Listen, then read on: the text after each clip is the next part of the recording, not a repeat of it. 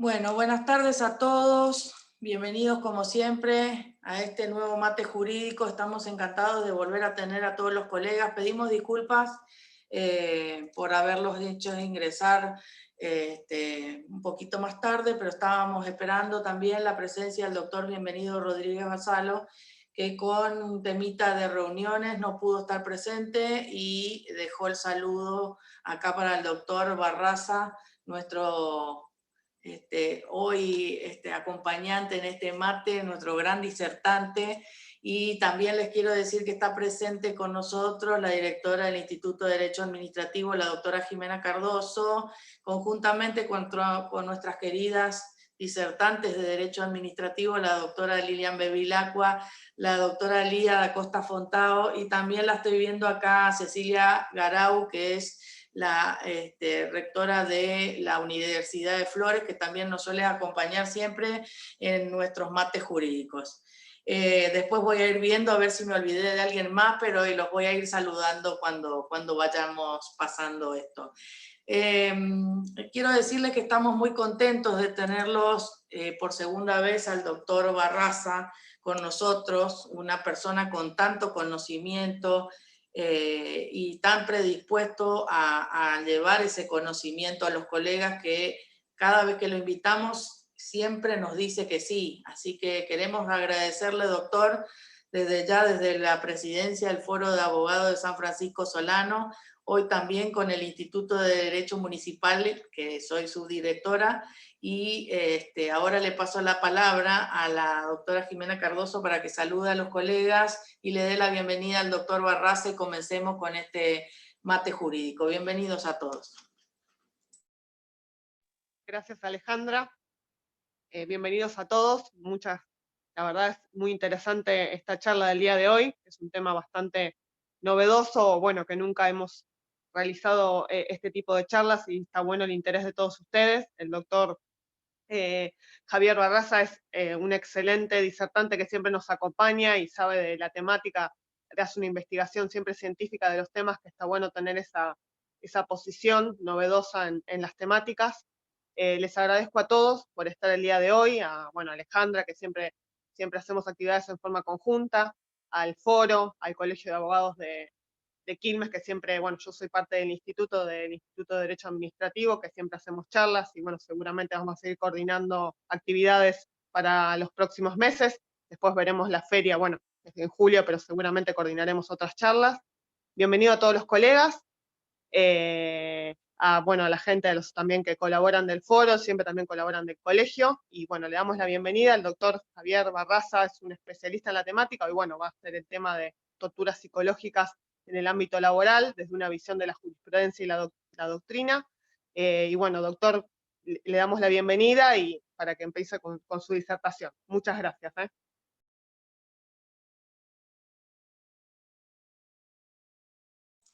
Tiene que activar su micrófono, doctor, no lo escuchamos. Buenas tardes. Gracias, doctora Rupérez. En primer lugar, quiero agradecerle a la doctora Rupérez, a la doctora Bevilacqua y a la doctora Cardoso y a la señora secretaria del Foro de Abogados, quienes me han formulado esta invitación para estar con ustedes. Es para mí un honor estar en el Foro de Abogados de Quilmes y de San Francisco Solano, y muy contento porque veo que la temática les interesa. También agradezco a algunos amigos que me acompañan, a la doctora Bujía, que también está interesada en la temática de violencia laboral y que también tiene algunas publicaciones al respecto. La doctora es doctorando en Derecho, y acá con la señora rectora de la Universidad de Flores, la doctora Garau. Muy agradecido, doctora, que esté en esta reunión, en esta reunión de tipo académico, así que le agradezco profundamente su presencia. Muchas gracias, doctora. El tema del que yo les voy a hablar, tal como señaló la doctora Cardoso, son las torturas psicológicas en el ámbito de trabajo.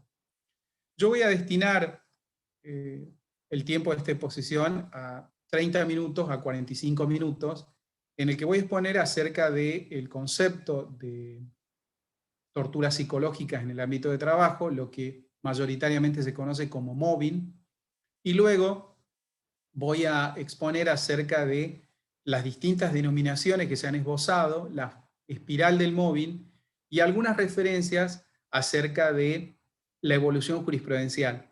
Yo les dejé mi correo electrónico y mi celular porque aquellos que estén interesados en la totalidad de los fallos, no los vamos a tratar a todos acá, yo de manera arbitraria voy a seleccionar unos fallos, pero si quieren la totalidad de los fallos, por aquello que dice Hegel, que el conocimiento es la totalidad, yo les remito la totalidad de los fallos del fuero laboral, de la Cámara Nacional Contencioso Administrativo Federal y del fuero civil. Así que, independientemente de... ahí voy a admitir una persona. Bueno, entonces voy a compartir con ustedes esos fallos para quien esté interesado en la totalidad de esos fallos. En primer lugar, quiero señalar que, como siempre lo digo en mis disertaciones y en las reuniones académicas, que la Argentina tiene varios problemas que van desde la desunión de los argentinos, el valor de la idea de nación hoy está en crisis, porque en definitiva nación es el resultado de hechos complejos provenientes de la historia, con un pasado en común, un presente en común y un querer cosas juntos. Yo estoy preocupado por la gran división que existe entre los argentinos y esa gran división conduce a la disolución de la nación. Fíjense que el concepto sociológico de nación requiere un grupo de personas que tengan un futuro en común. Esto es uno de los puntos sobre los que deberíamos reflexionar y donde la ciencia jurídica tiene que brindar algunas respuestas. Y así como está en crisis el valor de idea de nación, al mismo tiempo tenemos otro problema con el estado de la ciencia, porque la ciencia en la Argentina también está gravemente enferma. La nación argentina produce poca ciencia y la poca que produce es de mala calidad. Recuerden ustedes que el último premio Nobel en ciencias, la nación argentina lo ganó en 1971, cuando Luis Federico Leloir ganó el premio Nobel en química, es decir, hace 50 años que no ganamos un premio Nobel en ciencias. Eso demuestra que estamos por un mal camino. O sea, si uno lo mide y lo cuantifica en resultado, que es como se miden efectivamente las cosas, ¿sí?, la ciencia argentina anda muy mal. Pero juntamente con lo relativo a la ciencia, que anda bastante mal, el otro problema que tenemos es el método científico con el que se abordan ciertas cuestiones.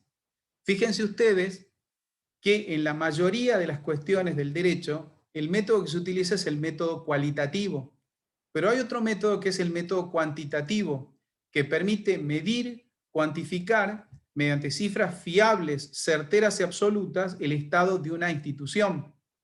Fíjense lo paradójico, todo el mundo habla de empleo público, pero sin embargo, nadie sabe cuántos empleados públicos tiene la nación argentina.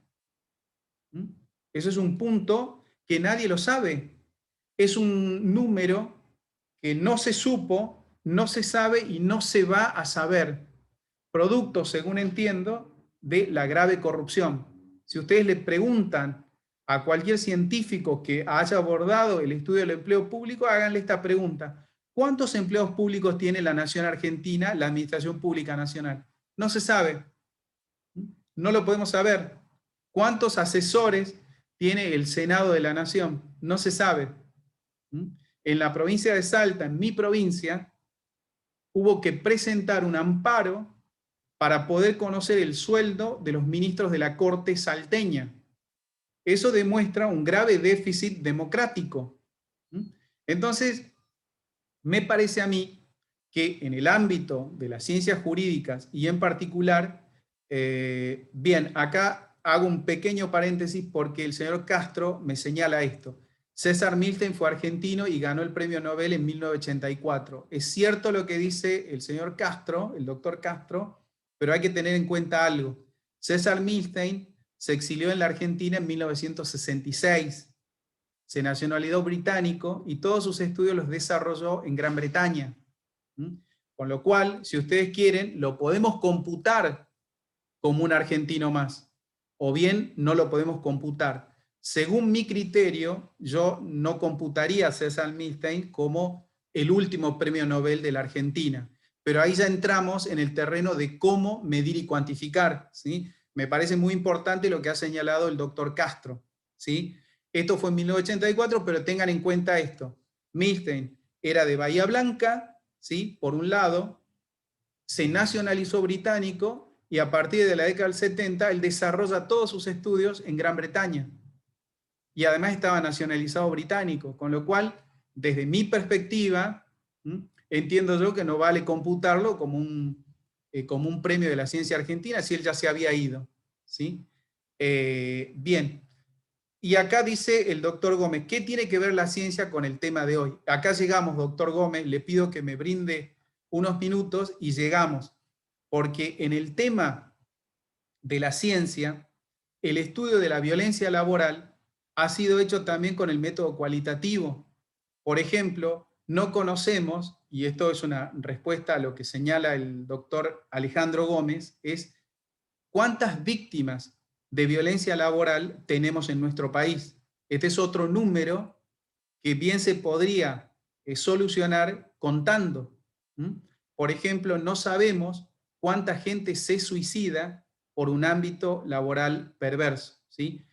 Quizá, doctor Gómez, no satisfago concretamente su inquietud, pero con el desarrollo de la exposición, quizá pueda ir satisfaciendo. Al final, doctor Gómez, le pido que me recuerde su inquietud y si no llego a satisfacerla, ahí podré contestarle con mayor detalle, ¿sí? Gracias, doctor, por su intervención. Lo mismo al doctor Castro, que me ha señalado también algunas cuestiones, ¿sí? Bien, entonces, tenemos un problema con la ciencia, ¿sí? Por el método que estamos utilizando para estudiar las ciencias jurídicas, y por otra parte, el otro problema que se plantea es la ausencia de debate. Y acá también yo estoy sorprendido cómo en los medios masivos de comunicación no existe un debate, porque en definitiva un debate es un intercambio de ideas, no un concurso para ver quién es el más ingenioso para insultar a otro o descalificarlo, ¿sí? El debate requiere, por esencia, un intercambio de ideas. Y el debate tiene una regla que es fundamental, ¿sí? Por ejemplo, la doctora Morete me dice, el debate enriquece. Por supuesto que enriquece, pero acá, fíjense algo, un debate debe estar orientado con reglas específicas. Si yo cometo una falacia en el debate, estoy haciendo trampa. Supongamos que yo estoy debatiendo con un letrado, con el letrado XX, ¿sí? Y es o supongamos, por ejemplo, con Albert Einstein. Estoy debatiendo acerca de la teoría de la relatividad. Entonces, Einstein está explicando su teoría de la relatividad y yo le digo, ¿y qué venís a hablar vos de teoría de la relatividad si vos no cuidabas a tus hijos y no le dabas plata para alimentos y además le pegabas a tu mujer?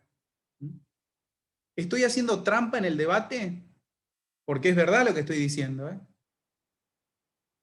Por supuesto que estoy haciendo trampa, porque la falacia que estoy cometiendo es la falacia ad hominem, ¿sí? Acá la escribo, ad hominem, ¿sí? O llamada también falacia contra la persona. Y esto es lo que ocurre en los medios masivos de comunicación. En la mayoría de los casos, ustedes van a ver que no hay debate. Fíjense ustedes que hace 2 años tuvimos el pseudo debate presidencial y en un minuto había que exponer acerca del estado de la salud, de la educación. Recuerden que cada candidato tenía 1 minuto para exponer acerca de la salud o acerca del estado de la educación. Eso en realidad me parece a mí que es una falacia argumental, ¿sí? Acá la doctora Silva Montaner me dice, desprestigiar al interlocutor para restar credibilidad. Bien, no quiero ahondar demasiado en esto, pero lo que les quiero señalar es esto. Así como no hay debate en la política, tampoco hay debate en el ámbito de las ciencias jurídicas. Fíjense hoy cómo si uno no utiliza un determinado lenguaje es descalificado en ámbitos académicos. Hay que utilizar un lenguaje único que se intenta imponer en este tiempo. ¿Sí? Entonces, y la ciencia, por esencia, requiere el intercambio de ideas y la pluralidad de visiones. Bueno, acá el doctor Funol, de la provincia de Salta, me dice, los supuestos debates son un concurso de gritos e insultos, ¿sí? Recuerden, por ejemplo, el debate presidencial en el que el candidato expert, en un momento le preguntaron acerca de la seguridad, y él dijo que la seguridad, y creo que todo el mundo lo recuerda, él dijo esto: yo con la seguridad voy a meter preso a quien interfiera en el tránsito. El que haga una manifestación, interfiere en el tránsito, lo voy a meter preso. Y dijo en esa alocución breve, y grabó, cuidado contigo. Y todo el mundo se quedó con esa idea. Pero ahí no había un debate, había simplemente un concurso para ver quién era el más ingenioso en esto, ¿sí? Bien, entonces esto es lo que quería señalar antes de iniciar mi alocución respecto de las torturas psicológicas. Por un lado, una nación que se está desintegrando, la crisis que tenemos en la ciencia y la imposibilidad de debatir. Bueno, bien, y ahora empecemos con lo que ustedes quieren escuchar, que es el mobbing, que yo denomino torturas psicológicas en el ámbito de trabajo. Y acá quiero también señalar algo. Lo que yo voy a dejarles a ustedes mayoritariamente son algunos interrogantes acerca de este fenómeno que se conoce usualmente como mobbing, pero que yo denomino torturas psicológicas en el ámbito de trabajo.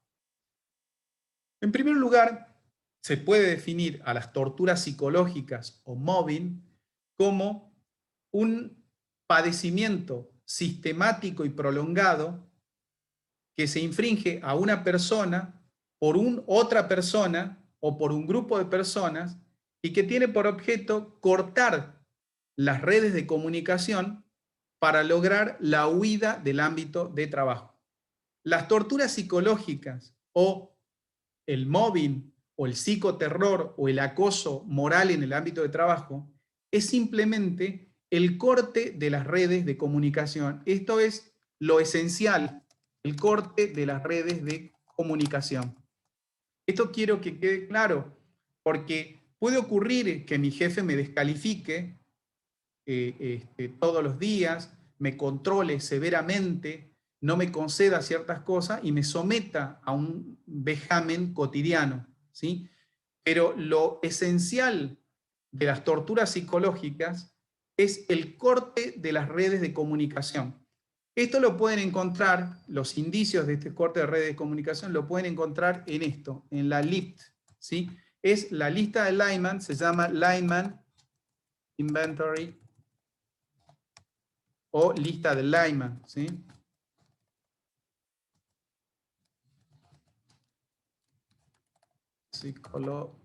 Psychological Terrorization. ¿Sí? Bien, es lo que se llama la LIT o la lista de Lyman, ¿sí? Es un psiquiatra de origen alemán, nacionalizado sueco, y él desarrolló toda una lista que nos dan indicios acerca de la violencia laboral. Si mi jefe no me saluda, a partir de ese momento yo estoy siendo víctima de torturas psicológicas en el ámbito de trabajo. Si mis compañeros de trabajo se reúnen a comer una pizza el día viernes, como es usual en el Poder Judicial, y a mí no me invitan, eso es violencia laboral. Si mis compañeros de trabajo dejan de hablarme porque yo tuve un entredicho con mi jefe, eso es tortura psicológica en el ámbito de trabajo.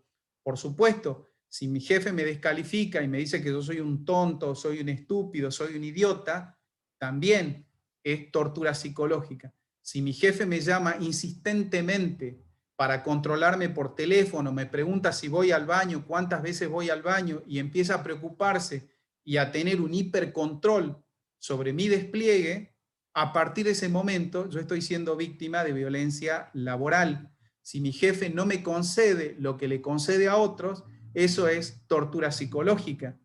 Si mi jefe tiene un trato dispar, ¿eh? Entonces, por ejemplo, yo trabajo con la doctora Bevilacqua y la doctora Cardoso. Entonces yo pido un permiso, o llego tarde un día, 5 minutos tarde.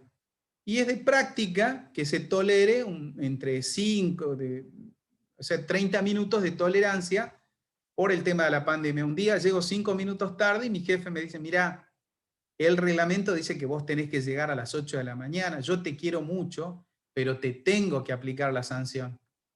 Bueno, a partir de ese momento, esa actividad de cinismo, y ustedes seguramente lo vieron, que yo he visto, mirá, yo te quiero mucho, pero el reglamento es el reglamento. Como decía el general Perón, para los amigos, todo, para los enemigos, la ley.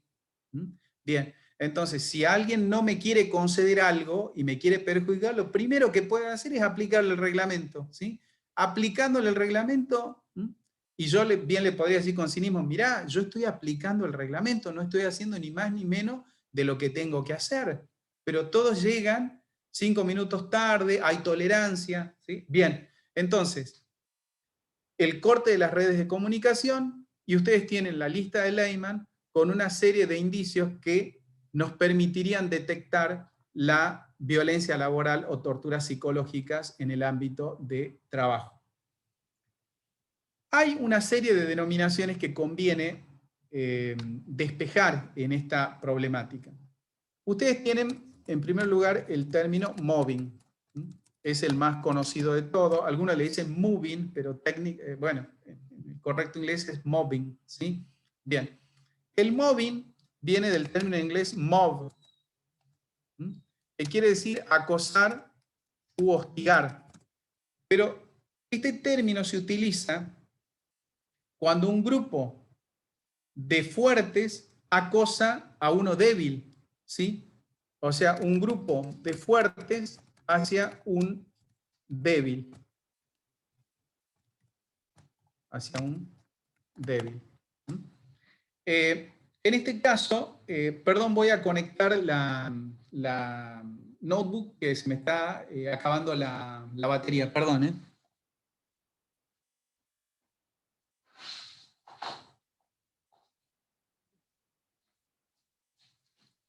Bien. Bueno, entonces, ahí usted tiene, bien, acá la doctora Silva Montaner me dice, ¿por qué sería un trato discriminatorio si se van a almorzar todos sin mí? Porque entre los demás hay una relación personal que no hay conmigo. Bueno, dejémoslo pendiente, doctor Silva Montaner. Al final tratamos de ver si con las pautas que damos logramos responder. Lo mismo que la pregunta del doctor Gómez, ¿sí? Dejémoslo, le pido por un momento y cuando concluyamos probablemente lleguemos a una respuesta adecuada, ¿sí? Le pido que me aguarde unos minutos, doctor Silva Montaner. Bien, entonces, en el caso, volviendo al tema de la denominación, como yo les decía, mob quiere decir acosar o hostigar, pero se trata de un grupo de fuertes hacia uno débil. De ahí surge un término que es mobster, ¿sí? El término mobster en inglés quiere decir mafioso o gángster, ¿sí? O sea, los gángster actúan en patotas, ¿sí? Son muchos fuertes que acosan a un débil para robarle, para extorsionarlo, ¿sí? Bien, entonces, en el sentido literal inglés, es un grupo de fuertes hacia un débil. Luego viene un autor que es Konrad Lorenz, ¿sí? Un científico austríaco que es el padre de la etología. Lorenz estudia el comportamiento de los animales y cuando estudia el comportamiento de los animales, él logra detectar que entre los animales, los débiles se unen para repeler a uno más fuerte. En los animales débiles se unen para repeler a uno más fuerte, o a veces se unen los débiles para atacar a uno más fuerte y matarlo y podérselo comer. por ejemplo, uno de los animales más temibles en África subsahariana, es el licaón, que es una especie de perro con orejas como redondas, ¿sí? Un perro solo con un león no puede hacer nada, pero esos 20 perros unidos pueden matar a un león. Un animal feroz en África es la hiena, pero la hiena también caza en manada. Por eso el león, cuando está solo, se va porque no puede repeler el ataque de un grupo de hienas, ¿sí? Ahí tienen entonces un grupo de débiles que se unen contra uno más fuerte. Entonces, acá fíjense, ya viene una cuestión de tipo idiomática, ¿sí? Y acá quizá podamos contestar algo de lo que señalaba el doctor Gómez. Fíjense que estamos haciendo referencia a la etología.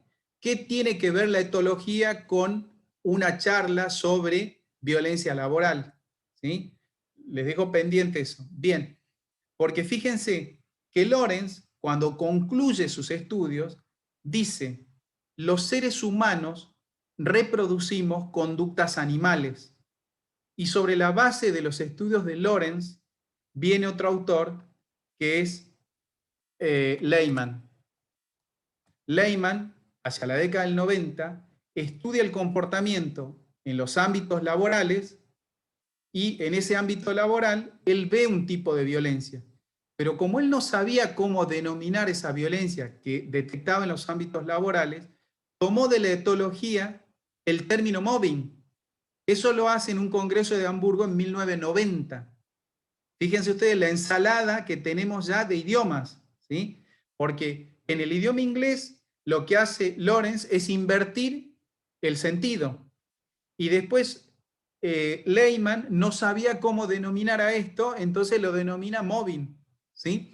Pero además hay que señalar algo. Lehmann era un psiquiatra de origen alemán que vivía en Suecia y hablaba en sueco, ¿sí? Con lo cual acá ya tenemos otro problema. Acá tenemos una inversión de términos.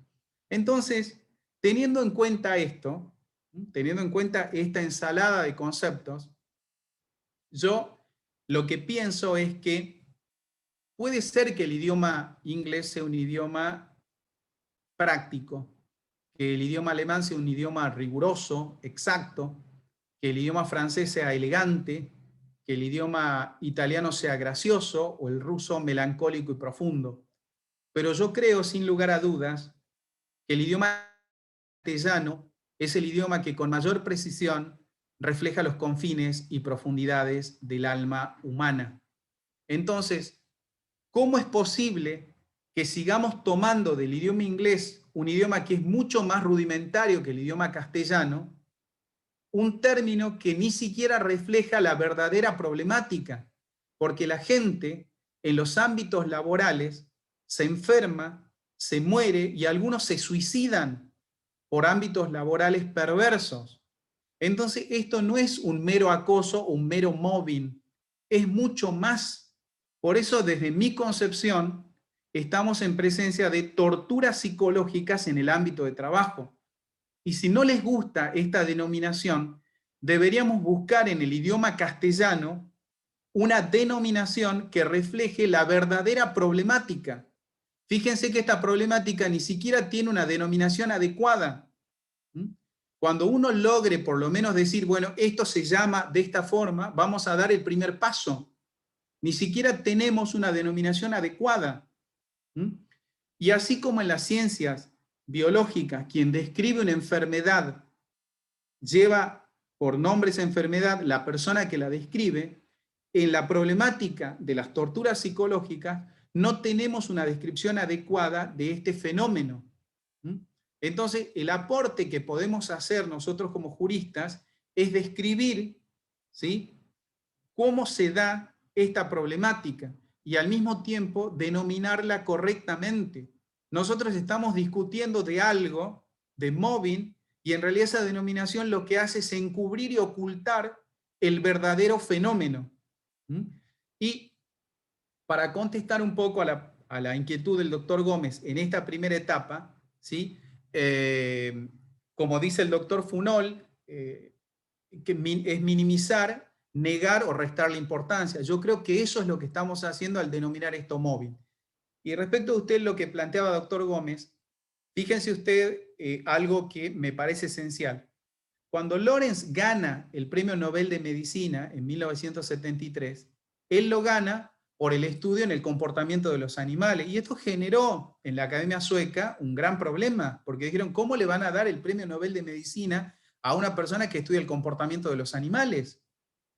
La Academia Sueca dijo, porque con los estudios de Lorenz se logra comprender de mejor manera el comportamiento humano y la psiquis humana, ¿sí?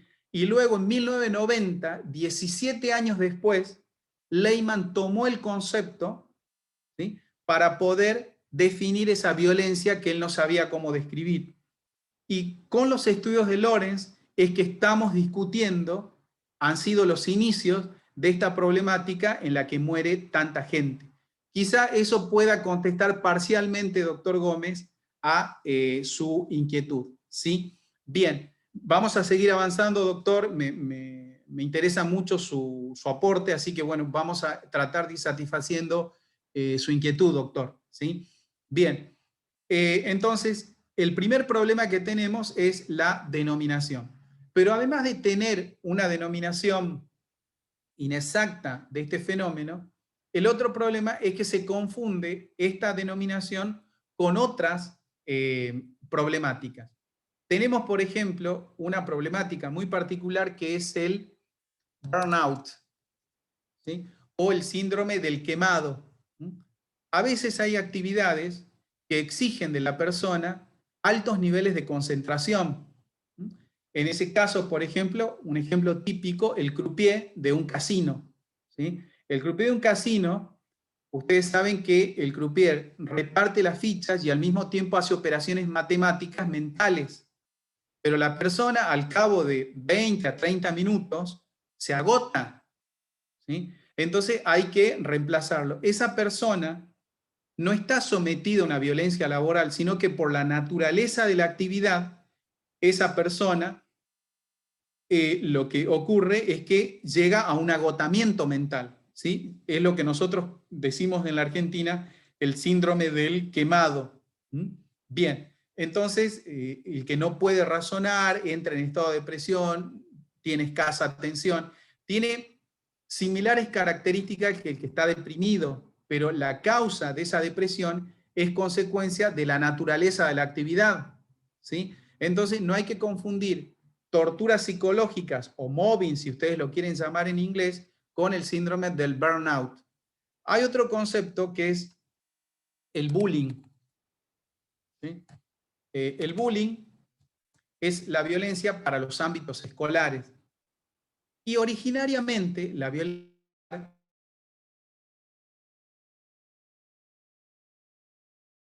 y Heinemann, ¿sí?, Heinemann de origen sueco y Olbus de origen noruego, empiezan a advertir la violencia escolar.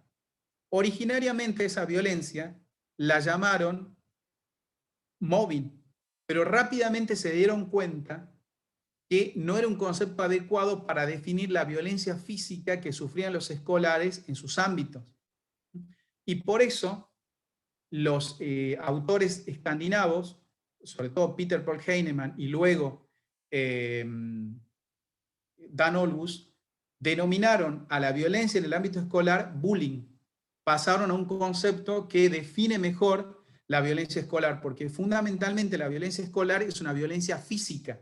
Puede ser también una violencia de tipo verbal o de tipo psicológica, pero lo usual es que en los ámbitos escolares haya algún tipo de violencia física, ¿sí? Bien, por otra parte, tenemos algún otro concepto que tampoco es violencia laboral, que es el whistleblower, ¿sí? El whistleblower, ¿sí?, es la persona que toca un silbato y da la voz de alarma de alguien. El whistleblower en inglés es el que toca el silbato para señalar que alguien ha incumplido las reglas del juego, ¿sí? Nosotros no tenemos una denominación en castellano de este término. O sea, nosotros cuando jugamos a la mancha, esto, lo otro, pegamos un grito, no tenemos un silbato para eso, ¿sí? Bueno, ahora los chicos no juegan ni siquiera a la mancha ahora, pero bueno, supongamos que llega alguien a un organismo e inmediatamente llega a ese organismo y plantea algunas cuestiones. Entonces es clásico de las organizaciones tanto públicas como privadas la siguiente frase: che, mira, la nueva que llegó ayer ya está planteando el tema del horario y ciertas modalidades para cambiar el trabajo. Ya vas a ver cómo termina, le contesta, ¿sí? Bueno, ese que da y que informa eso es el que da la voz de alarma de alguien que no juega el juego con las reglas de esa organización. Si en esa organización nadie dice nada, entonces hay alguien que dice, mira, este está jugando de manera distinta. Esto es lo que se llama, hay un proverbio japonés que dice, el clavo que sobresale se le pega un martillazo. Entonces, el que es distinto en la organización, hay alguien que lo señala, pero ese que lo señala no es posible sindicarlo como un acosador, es simplemente el que da la voz de alerta de algo que está cambiando en esa organización pública o privada, ¿sí? Bueno, estas son algunas de las denominaciones que se utilizan, pero que es necesario no confundirlas con las torturas psicológicas, como es mi denominación, o bien, como ustedes lo señalan, como algunos prefieren, el tema del mobbing, ¿sí? Bien, por otra parte, ¿cómo se produce ese mobbing o tortura psicológica? Las torturas psicológicas o mobbing pueden ser de manera ascendente o mobbing descendente. El clásico es el mobbing descendente, que es del jefe para con los dirigidos. Esa es la clásica, ¿sí? El jefe, en virtud de sus poderes formales, que acosa a uno de menor jerarquía. Pero también puede haber un mobbing ascendente. No se da tanto en las organizaciones públicas, ¿sí? De que un grupo de empleados señala a uno, a un superior, pero puede ocurrir. Esto ocurre generalmente en los equipos deportivos.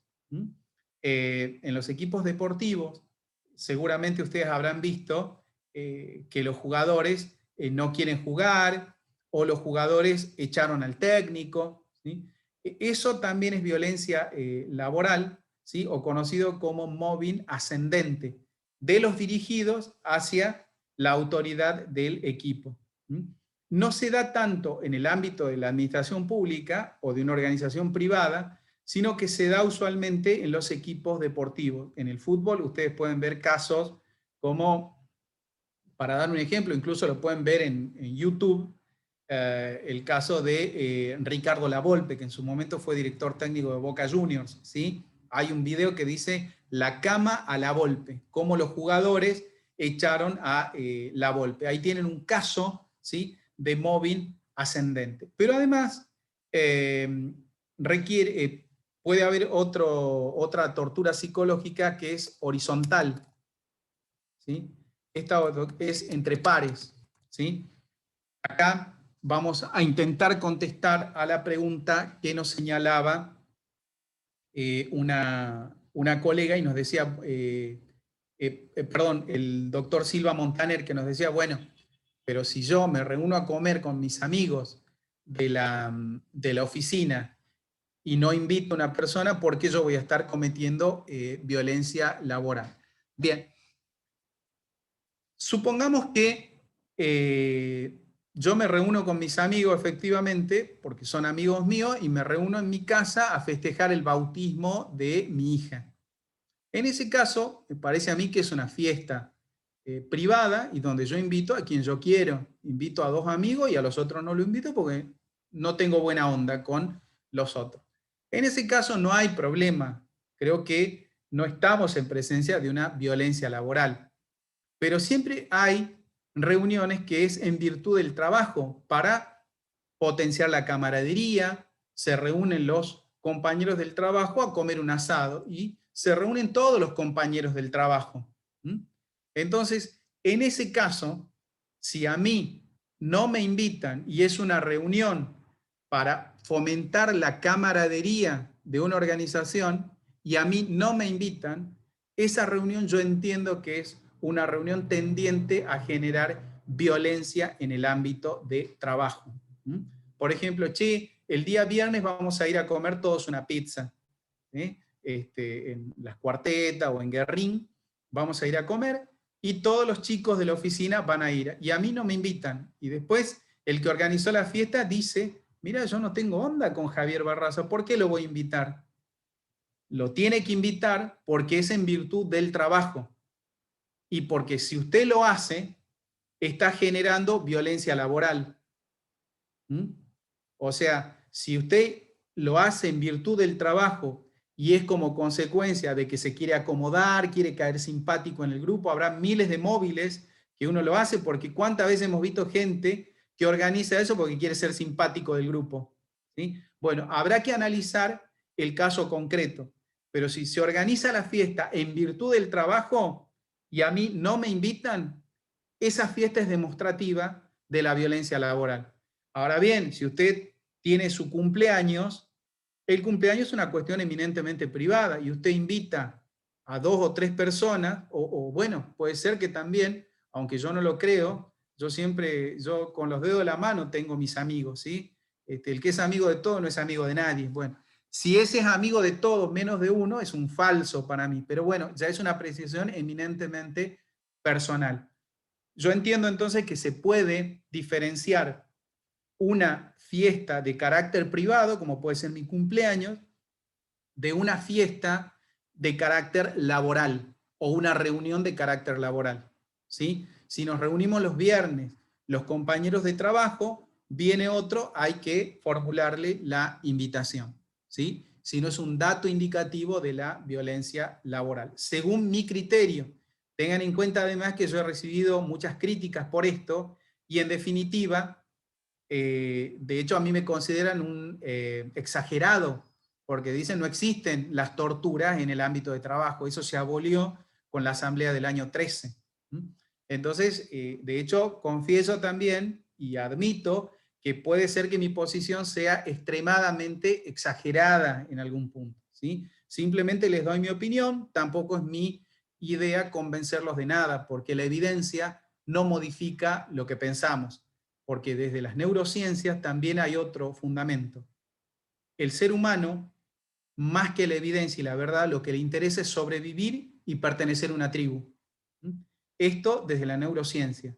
La evidencia no modifica lo que pensamos, ¿sí? Porque mucho más importante que la verdad es sobrevivir y pertenecer a una tribu. Esto no lo digo yo, sino que lo dicen los estudios de la neurociencia. Yo les doy un ejemplo. Yo toda la vida me peleé por Maradona. Me peleé por Maradona y muchos me decían, amigo, es un gordo, drogadicto, los miles de calificativos, vieron que la vida privada de Maradona no era un modelo a seguir. Y en realidad yo me peleaba por Maradona, pero no para defenderlo a Maradona, defendía mi posición, porque en definitiva no lo estaba defendiendo a Maradona, estaban cuestionando mi supervivencia, mi modo de ver, no era que yo defendía a Maradona. Con el tiempo me di cuenta, bueno, eso me tranquilizó un poco y bueno, dejé pasar en definitiva. Siempre me gustó Maradona por lo que hizo en el 86 y bueno, miles de situaciones de tipo personal. Pero ahí tienen entonces un ejemplo concreto y me mostraron miles de evidencias de que Diego Maradona cometió miles de tropelías. Sin embargo, yo seguía defendiendo a Diego Maradona, ¿sí?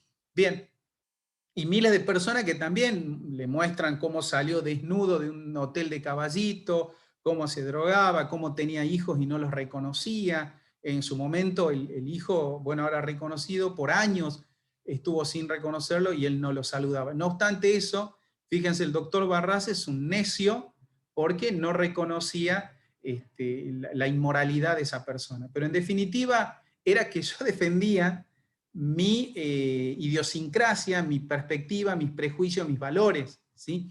Bueno, entonces, les reitero, en el caso de una reunión, me parece a mí que habría que diferenciar si es en virtud del trabajo o es de manera personal.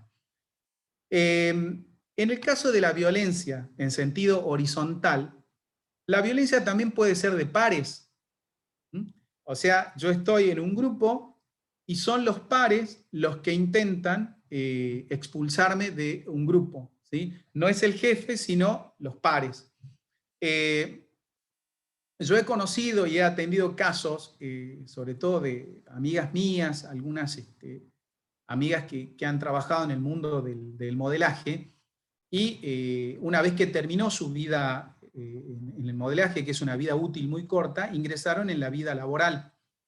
Y algunas amigas mías han sufrido la violencia laboral porque los pares, ¿sí?, de esas de exmodelos les pedían al jefe que la echaran. ¿Sí? ¿Por qué? Porque era linda, ¿sí? No por otra cosa, ¿sí? Ahí tienen un ejemplo clásico de violencia entre pares, ¿sí? Y no le hablaban. ¿Y por qué? Porque, bueno, era linda. Y acá también hay otro punto que hay que señalar también. En el caso de las exmodelos, yo ahora estoy haciendo una medición, la mayoría de las que después intentaron insertarse en el medio jurídico han sufrido una fuerte presión de las mujeres, ¿sí? Al punto tal que algunas me dijeron, no, mira, yo no quiero trabajar con mujeres, ¿sí? O sea, no quiero mujeres. Y del mismo modo, amigas mías, que no voy a dar el nombre, pero sí cuento la anécdota, que estaban buscando personal para su estudio, le dije, yo conozco una chica que quiere insertarse. ¿Saben lo que me dijo una mujer de un estudio medianamente importante? No, mujeres no quiero en mi estudio. Bueno, no vamos a dar el nombre porque es amiga mía, pero le pedí autorización para contar la anécdota, nada más, ¿sí? Pero bueno, me han señalado eso. Y las mismas mujeres me han señalado que no quieren trabajar con jefas mujeres. Ese es otro punto que habría que medir. ¿Qué está pasando en esa relación entre pares del mismo género, ¿no? En este caso, ¿sí? Bien, entonces tienen violencia laboral descendente, ascendente y violencia horizontal. Pero también tenemos una violencia que es el side mover o violencia lateral. Violencia lateral, bien, y acá la doctora Vilacqua dice, se jactan de defensa de los derechos de las mujeres, pero el principio de igualdad no lo respetan. Sí, yo en este punto quiero ser muy cuidadoso. A mí me ha llamado la atención, yo ya he relevado 50 casos de mujeres que no quieren trabajar con mujeres. Yo después voy a publicar un artículo muy chiquitito con una muestra, espero tener una muestra de 5.000 personas. Las mujeres no quieren trabajar con mujeres y no quieren tener jefas mujeres. Y las jefas mujeres no quieren tener dirigidas mujeres. ¿Sí? Esto es algo que también permanece oculto, ¿sí? Como ocurre en todo este proceso de la violencia laboral. Yo todavía no lo quiero presentar porque en definitiva no tengo un número como para mostrar los datos porcentuales, ¿sí? Yo voy a llegar a 5.000 y una vez que tengo una pequeña muestra, entonces lo voy a mostrar en algún foro académico, ¿sí? Bien. Bueno, la doctora Morete dice, lo llamaría el estrago materno, ¿sí?, del doctor Lacan. Bueno, la doctora, con mayor pericia que yo, la doctora Morete, le da una denominación técnica que yo desconocía. Muchas gracias, doctora. Bien, el side mover también es una persona que no tiene poderes formales, pero que dentro de la organización puede ejercer poderes de hecho. Me refiero concretamente a un personaje dentro de una organización pública que es la secretaria de un ministro, la secretaria privada de un ministro, que es una vieja de 50 años que no sabe ni leer ni escribir, pero que es la secretaria privada del ministro y que maneja la agenda del ministro. ¿Tiene poderes esa persona? ¿O no? Claro que lo tiene, porque esa persona, si no me permite acceder al ministro, yo no puedo hacer nada. Entonces, acá tenemos personas que si bien no tienen poderes formales, tienen poderes de hecho, al punto tal que esas personas, una secretaria de un ministro le da órdenes a un director de jurídico y a un subsecretario, haga esto, haga lo otro, venga más tarde, el ministro está ocupado, está en una reunión, y no le lleguen a caer mal, ¿no? Porque no accedemos nunca más al sector del ministro. Bien, Y esa persona también, cuando le cae mal a alguien, dirige todo su arsenal contra esa persona. Y no tiene poder formal. Uno podría decir, mirá, no era mi jefa, yo no era la jefa de el doctor Barraza, que era el director jurídico, sí, pero me enfermó porque yo no podía ver al ministro y no podía hablar de los expedientes que tenía que llevar a cabo. Entonces, este es un punto que deberíamos analizar, el side mover. Y juntamente con esto, otra de la problemática es el doppio moving. El doppio moving viene del italiano y es la violencia que se ejerce en la familia, porque ustedes, una vez que son víctimas de las torturas psicológicas, no es que termina su jornada laboral y se van a su casa felices y contentos y ahí terminó. Llevan una carga negativa a su familia. Y el primer receptor de esa violencia es la familia. Si uno va a su casa siendo víctima de violencia laboral, ¿quién es la primera persona que recepciona esa carga negativa, esa dinamita psicológica que llevamos a nuestra casa?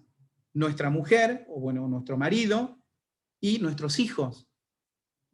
Entonces, también el sistema jurídico debería pensar cómo le brindamos protección no solamente a la víctima, sino a esa familia en donde la persona se inserta luego de 10 horas de trabajo y que llega a su casa. Es peor que llevar dinamita a la casa de uno. ¿Sí? Esa persona llega en carne viva a su casa y la primera que recepciona eso es la mujer o el marido, y luego los hijos que en silencio ven cómo el padre o la madre se desangran psíquicamente en un ámbito laboral perverso. Por eso la doctrina italiana denomina esto el doppio moving, la violencia que se ejerce no solamente contra la víctima, sino también el impacto negativo que surge con la familia o con quienes la persona convive. ¿Sí? Bien, entonces esto es con respecto a la denominación. ¿Cómo son las fases de la violencia laboral? Hay una primera fase que es la fase de seducción. ¿Sí? Cuando el acosador elige una víctima, la primera etapa es una etapa de seducción. El acosador es una persona muy seductora, muy manipuladora, y en una primera etapa es muy común ver que la persona acosada haya sido muy amiga del acosador. De hecho, se reunía con el acosador, comían juntos, se iban de vacaciones, el acosador es el padrino de uno de los hijos. Lo que hace en realidad el acosador es llevar adelante una tarea de seducción para munirse de información. Y luego que recaba toda esa información, inicia el ataque. Y luego de la seducción viene una segunda etapa, que es la etapa de desconcierto, ¿sí? O desorientación, donde la persona, una vez que se produce la ruptura con el acosador, empieza una etapa que no entiende qué pasó. ¿Cómo puede ser que mi jefe, que me quería tanto, que íbamos juntos, yo le conté cosas, le iba a buscar plata en su cajero, y yo le conocía las claves, yo daba la vida por mi jefe, y un día mi jefe me corta todo tipo de comunicación? Bien, en esa segunda etapa de desorientación, una de las particularidades es que la persona empieza a hablar sistemáticamente del tema y de qué mal que lo pasa en el trabajo. Es muy común que la persona se reúne con los amigos y empieza a contar qué mal que le va en el trabajo. Va al gimnasio y cuenta lo mal que le va en el trabajo. Lo llama una amiga y cuenta lo mal que le va en el trabajo. Al punto tal que uno, como me pasó a mí en los primeros tiempos, yo les dije, bueno, pero mirá, vos al trabajo vas a trabajar, no vas a hacer amigos. Sí, yo no voy a hacer amigos, pero tampoco voy a un ámbito laboral a que ser vejado y violado en mi dignidad. Entonces, y como señala el doctor Funol, también surge algo. El desorientado se atribuye las culpas. No, en realidad yo fui descuidado, hubo cosas que él me pidió y yo no las hice. Y además, esa culpabilidad es potenciada por los pares, porque los pares le dicen, che, mirá, vos también fuiste muy descuidado, llegabas tarde todos los días, creías que porque él es tu amigo y se iban, iba a permitir esto, o sea, te lo mereces. Entonces empieza una etapa de desconcierto y la persona no sabe qué hacer. Luego viene una tercera etapa, que es la etapa de resistencia. Cuando la persona detecta que ya no hay posibilidad de volver atrás, de restablecer esa buena relación, se prepara para resistir en su ámbito de trabajo. Entonces, llega más temprano, hace más tarea de la que tenía que hacer, se va más tarde, no pide nada, no opina.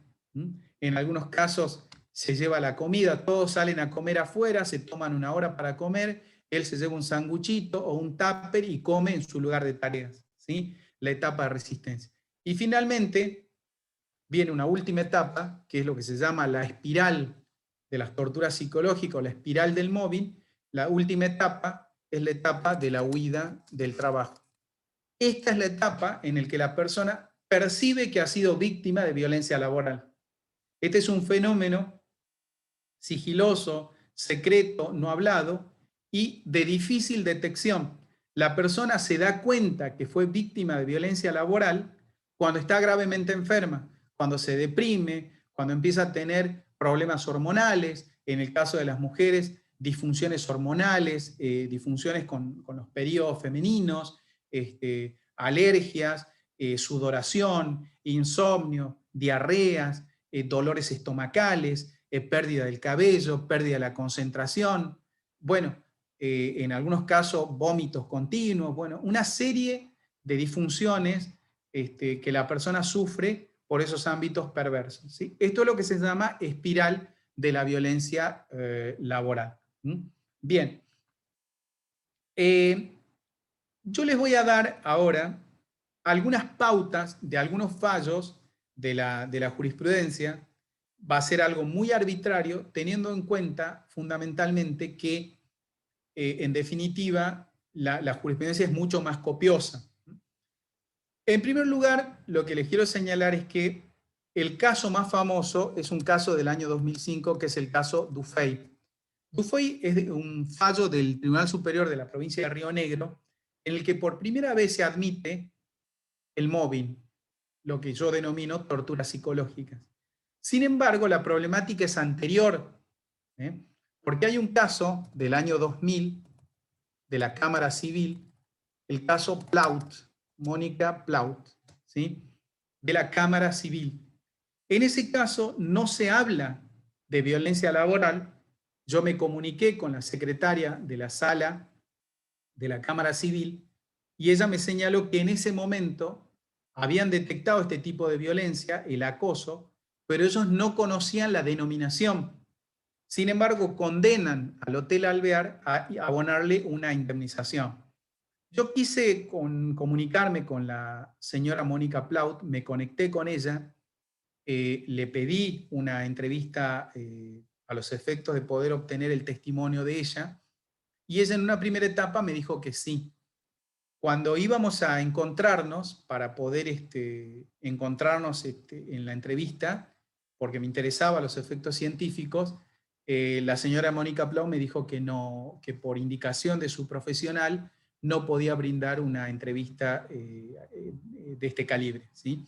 Con lo cual ustedes pueden ver que, no obstante que pasó en el año 2000, la señora Mónica Plaut seguía con las secuelas de esta violencia a la que había sido sometida y ni siquiera quería hablar del tema, ¿sí? Así como nosotros denominamos de manera incorrecta esto, es un fenómeno sigiloso, secreto y no hablado, las víctimas se niegan después de un tiempo a hablar del tema, ¿sí? Mónica Plaut es un caso y el otro caso es Fiace, ¿sí? ¿Sí? Fiace de la Cámara Laboral, también del año 2000, ¿sí? El caso Fiace.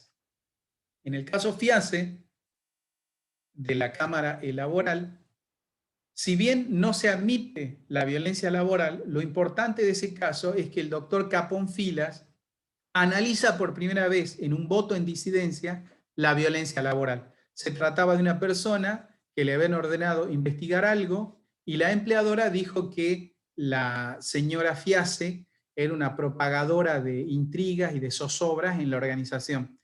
Cuando se entera Mónica Fiase de esta situación, entonces lo que hace es considerarse despedida por la indignidad a la que había sido sometida.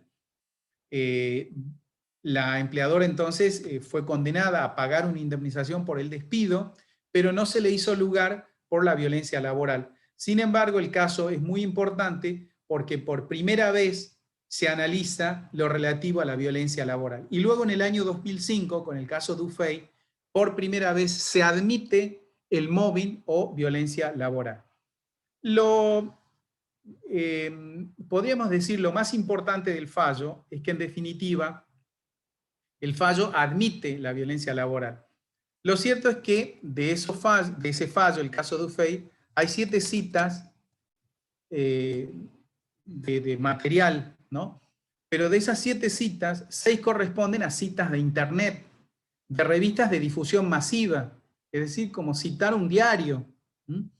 Entonces, el valor científico de este fallo es muy limitado.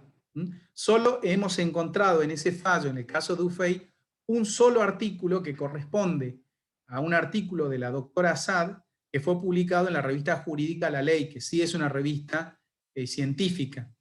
Pero lo cierto es que de esas 7 citas, 6 corresponden a páginas de difusión masiva, como citar la página de un fallo. Entonces, a mi juicio, lo importante del fallo es que introduce y reconoce por primera vez, pero el valor científico del fallo es limitado. Luego de ello, la Cámara Laboral avanza y la justicia laboral avanza con el caso Correa-Serpa, ¿sí? En el caso de Correa-Serpa se admite la violencia laboral y se admite la aplicación de la ley 24.557, que es la ley de riesgos del trabajo, ¿sí? Y con el caso LMC, ¿sí? Porque por las siglas no podemos conocer la identidad de las personas, también se le aplica la ley 23.592, que es la ley que prohíbe los actos discriminatorios, ¿sí? También acá podríamos volver sobre lo que planteó el doctor Silva Montaner en cuanto a qué pasa si yo organizo una reunión y en esa reunión a mí no me invitan, ¿sí? Por eso le quiero señalar nuevamente acá. La justicia ha entendido que para el tema de la violencia laboral también resultan aplicables las previsiones de la ley 23.592 que prohíbe la ejecución de actos discriminatorios. Por esa razón, a mí me parece, al doctor Silva Montaner, y se los digo a todos, que en definitiva esto tiene que ser visto con un criterio amplio, ¿sí? Porque se trata de un fenómeno sigiloso, secreto y no hablado, ¿sí? Y en definitiva, si yo despliego una actividad para ese fenómeno sigiloso y secreto y no hablado, debería haber una carga jurídica de demostrar que yo no he ejecutado actos discriminatorios. Por ejemplo, si es el bautismo de mi hija, yo bien podría alegar, mire, es una fiesta privada. Yo invité a algunos amigos porque soy amigo de algunos, pero no de otros. Podría justificarse en ese sentido. Ahora bien, si yo hago una fiesta en mi casa para festejar algo de un amigo, porque designaron un amigo, e invito a todos en virtud del trabajo, ya deja de ser una reunión de amigos para hacer una fiesta en virtud del trabajo. Y si es en virtud del trabajo, el caso Correa-Serpa prohíbe los actos discriminatorios, ¿sí? Quizá con esto contestamos a la inquietud del doctor Silva Montaner. Y también del caso Beira contra Editorial Perfil, lo que se hace es extender la violencia laboral no solo al jefe, sino a los dirigidos. En el caso Beira se reconoció la responsabilidad solidaria, no solo del empleador, sino de los empleados que habían ejecutado actos de violencia laboral. En el caso Beira se trataba de una periodista de Editorial Perfil que hacía notas deportivas. Entonces, ¿qué hizo Mónica Beira? Mónica Beira escribía notas deportivas y Mónica Tarrío y Piro descalificaban, con términos groseros, el trabajo de Mónica Beira. Mónica Beira se molestó, entendió que eso era una violencia laboral y se consideró despedida. Y le inició la demanda a Editorial Perfil y al mismo tiempo le inició la demanda a Mónica Tarrío y Piro, que eran los periodistas que habían ejecutado los actos materiales. Y la Cámara Nacional del Trabajo condenó a Editorial Perfil y a Tarrío y Piro a abonar solidariamente una indemnización. Por eso, cuando el jefe les diga, a este me lo quiero sacar de encima, hay que decirle, mire jefe, yo preferiría no ejecutar esto porque cuando haya que indemnizar me van a condenar a mí. Y ahí se acabó la amistad, ¿sí? Porque en el caso Beira, yo me comuniqué con Tarrío, ¿sí? Y quería obtener un testimonio de Mónica Tarrío, que es una periodista, y fíjense la paradoja. Mónica Tarrío no me quería brindar una entrevista, ¿sí? Un periodista que no brinda entrevistas. Me dijo que no era su deseo hablar sobre el caso de Mónica Beira. Fíjense, no le quedaron ni ganas de hablar del tema, ¿sí? Por eso, tengan mucho cuidado, ¿sí?, con ese jefe acosador al que algunos quieren quedar bien por amor al arte, porque después, cuando surge el juicio, ¿sí?, se acaba la amistad, ¿sí? Esto nosotros que somos abogados sabemos perfectamente.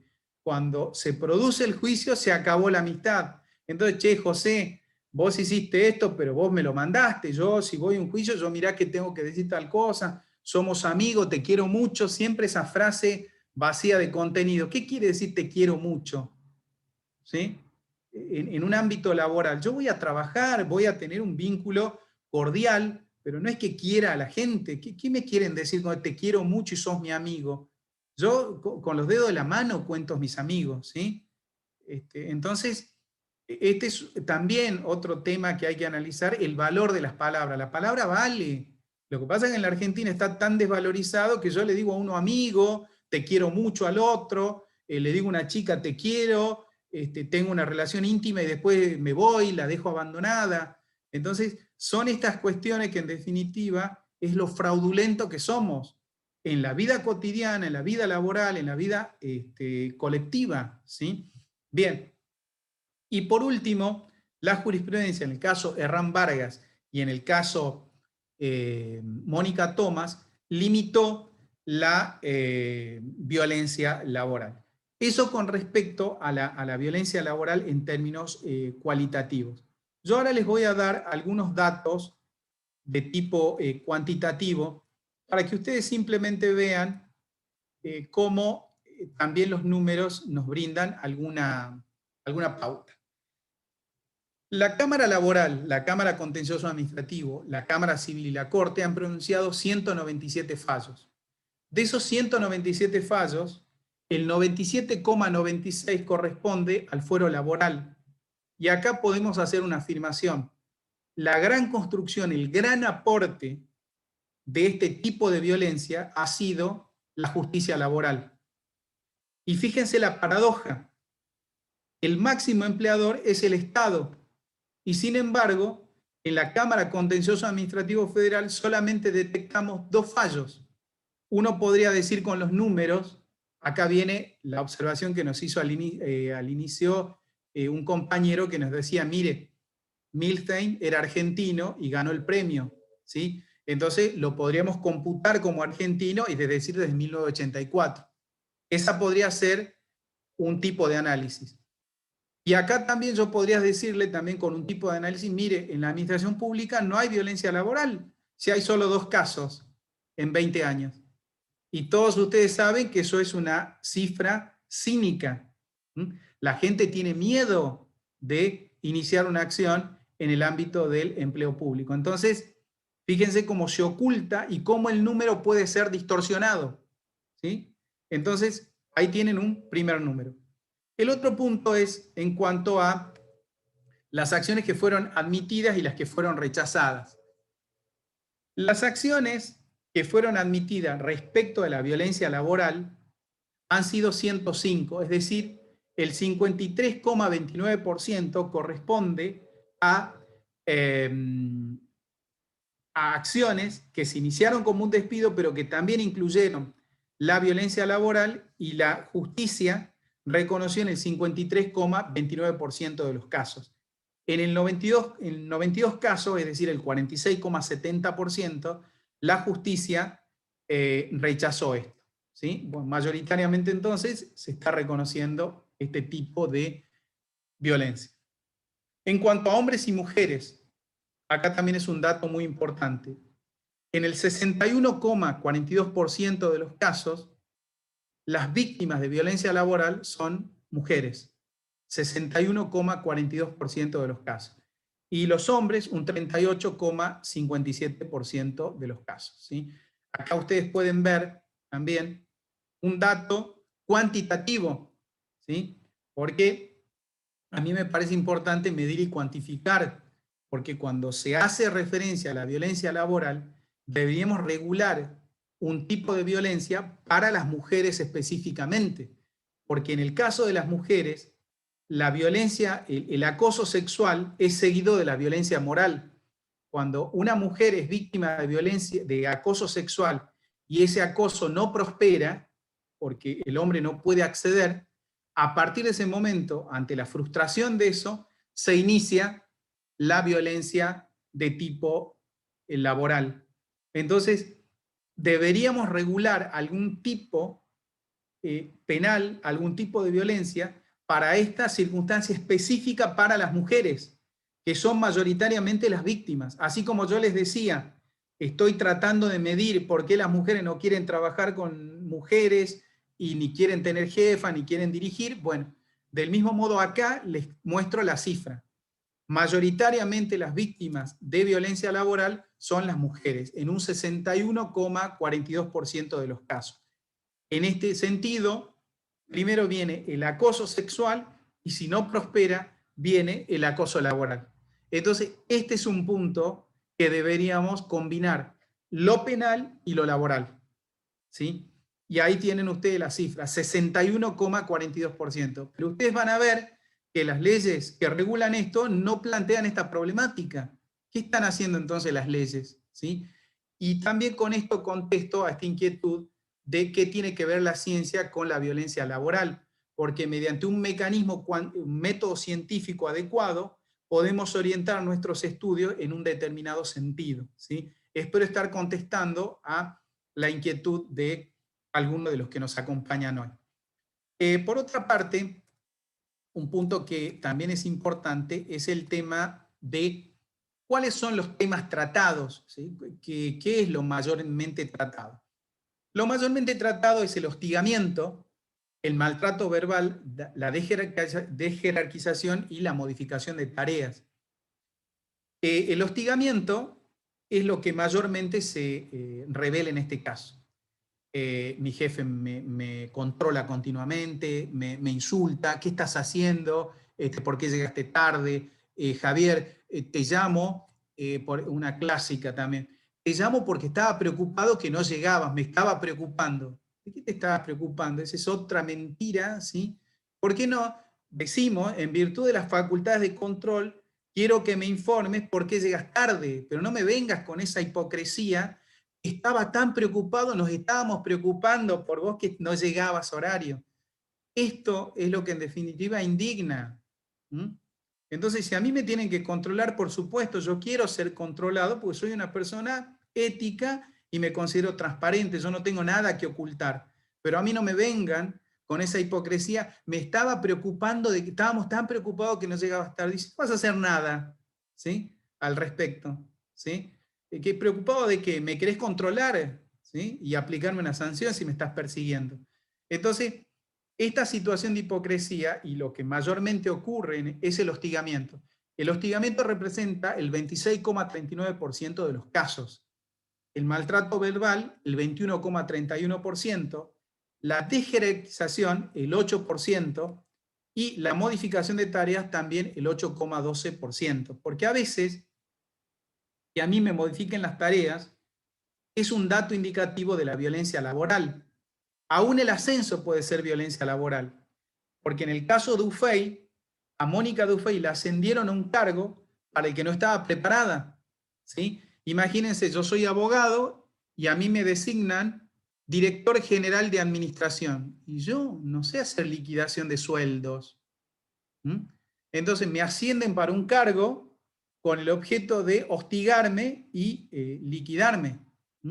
Entonces, a veces, la modificación de tareas puede ser un ascenso y muchos pueden, mirá, yo nunca lo hostigué. En definitiva, hasta lo ascendimos. Hay que ver, porque si a mí me ascienden para un cargo en el que no estoy preparado, eso es violencia laboral. Y del mismo modo, si yo quiero sancionar a alguien porque no cumple con sus tareas, supongamos un abogado que lleva juicios, entonces digo, bueno, mirá, el abogado XX es un tronco, mirá, no hace nada bien, se equivoca con los plazos. Entonces, bueno, mirá, pongámoslo a que atienda el teléfono y que cargue. No, de ninguna manera, porque eso es violencia laboral. Lo que podría hacer es controlarlo y aplicar una sanción porque no cumple con su trabajo. Pero cambiar lo que es lo que usualmente se hace, es, mirá, mandalo a otro lado, que vaya a la mesa de entrada y que esté ahí, ¿sí? Entonces lo mandan ahí y todos felices y contentos, y encima, lo peor, recargan de tareas al que hace bien el trabajo. Entonces, eso es violencia laboral, ¿sí? Que representa el 8,12%. Entonces, este es un tema que deberíamos tratar cuando se regule la violencia laboral. El hostigamiento, la desjerarquización de tareas y la modificación de tareas son los grandes temas que debemos tratar. Y por último, el tema de la prueba. En el tema de la prueba, esto es la gran problemática, porque todos dicen que es difícil probar esto porque es un fenómeno sigiloso, secreto, no hablado. Y de hecho, la jurisprudencia ha seguido este criterio y en los casos en los que se ha rechazado la violencia laboral, en los casos rechazados, el 37,56% de los casos rechazados corresponden a falta de prueba. La jurisprudencia entendió que uno no logró demostrar adecuadamente eso. Pero acá también hay otro inconveniente, porque usted no me puede exigir una plena prueba para un fenómeno sigiloso, secreto y no hablado. Yo he visto jefes que con cinismo le dicen a una persona gravemente enferma, mirá, yo he sido víctima de violencia laboral. No, José, no podés decir esto porque acá siempre se te trató bien. Y mira, te voy a decir algo más. Si vos denunciás eso, lo vas a tener que probar, porque no es nomás de decir violencia laboral. La verdad que estoy ofendido con esto, con cinismo, y la persona está enferma, con depresión, no puede concentrarse, y el jefe encima con cinismo le dice esto. En ese sentido, a mí me parece que se puede aplicar algo del derecho administrativo, la desviación del poder. La desviación de poder es una institución que sirve para demostrar la desviación de la finalidad de un acto administrativo. O sea, les digo cómo funciona en el derecho administrativo y cómo lo podemos aplicar luego en el derecho laboral. Hay actos administrativos, todos los actos administrativos tienen como finalidad la consecución del interés general. Ningún acto administrativo tiene por objeto beneficiar a alguien. O sea, cuando un jerarca de la administración emite un acto administrativo, ese acto administrativo tiene por objeto lograr la consecución del interés general. Todos los actos administrativos tienen ese objeto, esa finalidad. Por ejemplo, si yo sanciono a una persona porque no cumple con su tarea, el objetivo no es sancionar a la persona, el objetivo es lograr una buena administración, que en definitiva es la consecución del interés general. Si yo sanciono a una persona porque llega tarde, el objetivo no es sancionar a la persona, sino lograr una buena administración. Si yo designo a una persona, el objetivo no es beneficiar a esa persona, sino satisfacer el interés general mediante una persona idónea para ocupar ese cargo y lograr el interés general. Hasta acá estamos. Pero a veces hay actos que tienen todos los elementos válidos, pero que encubren una finalidad que no es la consecución del interés general. Yo siempre doy este ejemplo, que me parece un ejemplo que tiene cierta actualidad. Algunos hasta me han criticado por esto. Les cuento simplemente lo que vi en mi vida administrativa. Seguramente ustedes vieron cosas que yo vi y que algunos hasta me tachan de exagerado con esto, ¿sí? Bueno, Supongamos que yo soy ministro de Economía y yo tengo a mi amante, que es abogada del Ministerio de Economía, y decido designar a mi amante directora general de Asuntos Jurídicos con un sueldo de 300.000 pesos. Y mi amante es egresada de Harvard, tiene un posgrado, un máster en Harvard en Derecho Administrativo. Y tiene trayectoria en la administración porque hace 20 años que trabaja en la administración. Y además el cargo está vacante y hay plata, hay presupuesto para designar en ese cargo. Y procedo a designarla en el cargo. Yo la designé porque es muy laboriosa y tiene la pericia técnica o porque es amante y porque tengo, bueno, un contacto íntimo con esa persona. ¿Qué les parece? Por supuesto que porque es mi amante, pero es difícil demostrar esto. En el derecho administrativo, esto se demuestra con la desviación de poder, ¿sí? Que en el derecho francés se llama détournement du pouvoir, ¿sí? Como yo les decía, el francés es mucho más elegante. Desviación de poder, o si quieren en francés, détournement du pouvoir, ¿sí?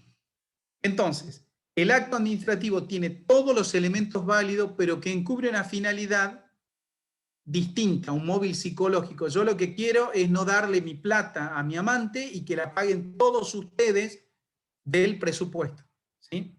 Bueno, eso se hace en la administración. Algunos me han llegado a decir que eso no existe en la administración, ¿sí? Bueno, yo, hasta si quieren podemos dar nombres, si quieren, porque la verdad que yo no tengo ningún problema, así que podemos hasta dar nombres si quieren, ¿sí?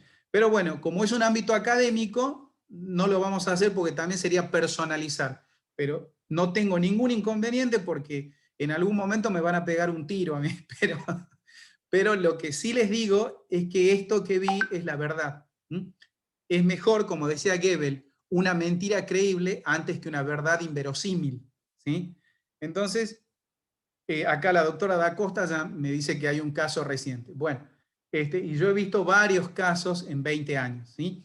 Bien, entonces, si nosotros analizamos, en mi caso, yo sé que es por eso. Entonces, ¿cómo hacemos para demostrarlo? Un indicio de la desviación de poder es la celeridad en la toma de decisiones.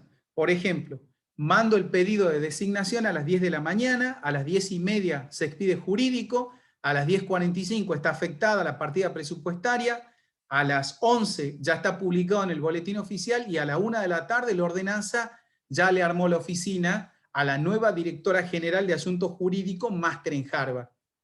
Y yo me entero que ustedes hablan mal, porque la gente es mala, y yo digo, la verdad que estoy tan dolido con la gente de acá, porque yo la conozco a Paulita, pero no es por eso, es porque tiene una maestría en Harvard. Estamos hablando de Harvard, no estamos hablando, como diría la otrora presidente, de la Universidad de La Matanza, ¿sí? Bueno, entonces podemos ser cínicos y dar miles de fundamentos, pero todos sabemos que es por eso. Bien, entonces